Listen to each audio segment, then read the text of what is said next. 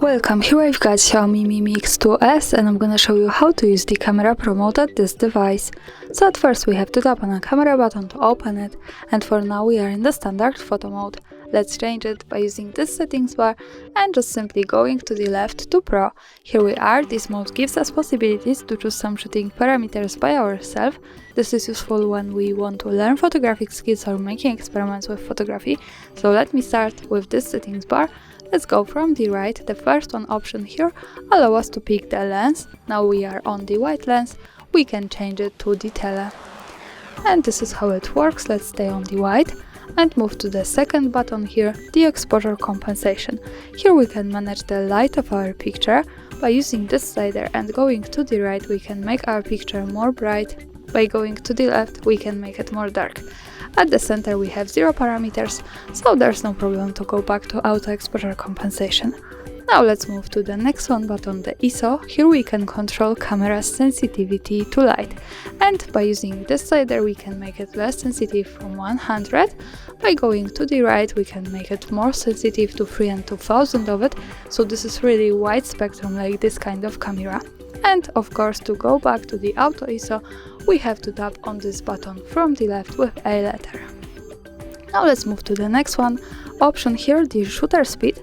So here we can change the time of taking picture.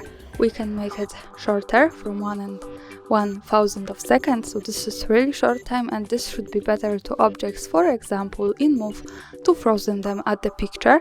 By going to the right on the slider we can make our time much longer. The longest here is 30 seconds with really wide spectrum of light to the camera, so this should be definitely better to objects that are stable.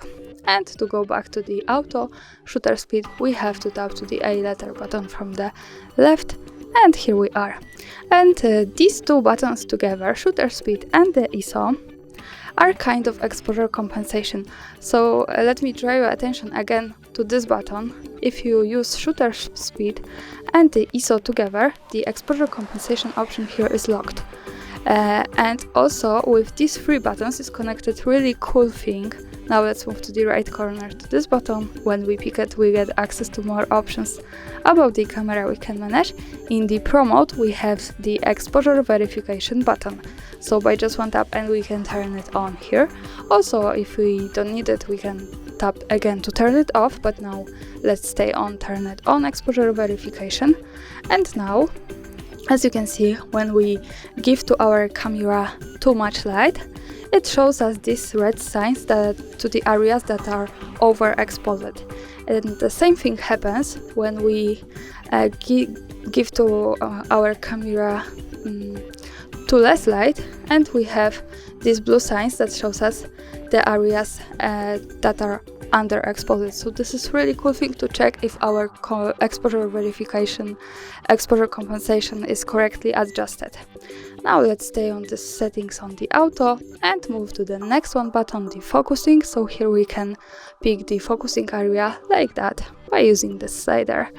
And of course we can also go back to the auto focus by tapping on A letter button. And with this parameter is also connected the second thing in the settings in the right corner, the focus begin. So now let's turn this on, and as you can see in the preview,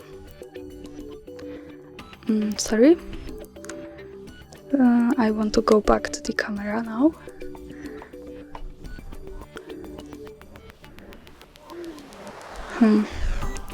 Let's close this. Now you can see these red signs that shows us where is the focusing.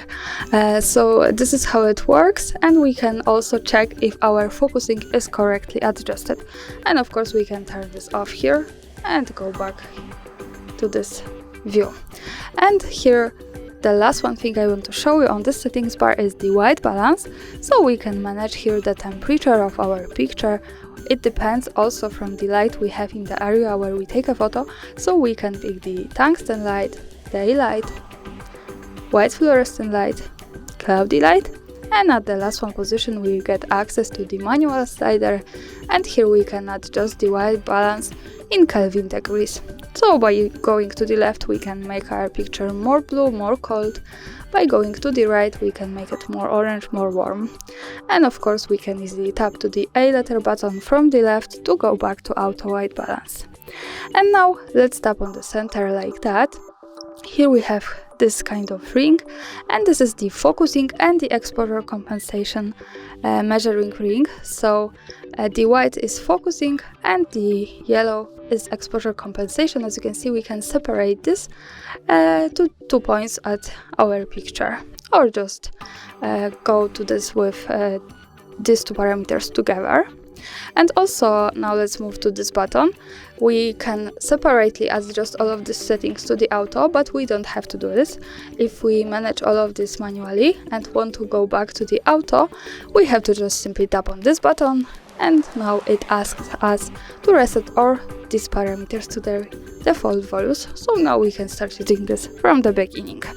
Now let's have a look also at this button. When we tap here, we can pick the metering of the picture. So we can pick the frame average metering, spot metering, and center weighted.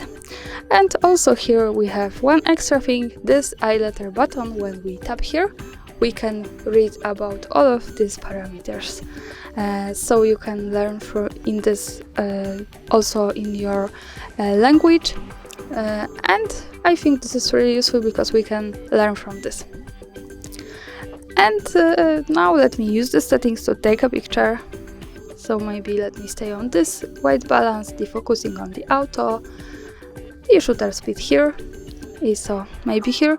As I said, the exposure compensation is locked, and the lens, maybe let's stay on the tele now. To see the picture, let's move to the left to this button. That follows us straight to the gallery. As you can see, it's not perfect, so I suggest you to making experiments with that and just have a good fun. And that's all, thanks for watching, subscribe our channel and leave the thumbs up.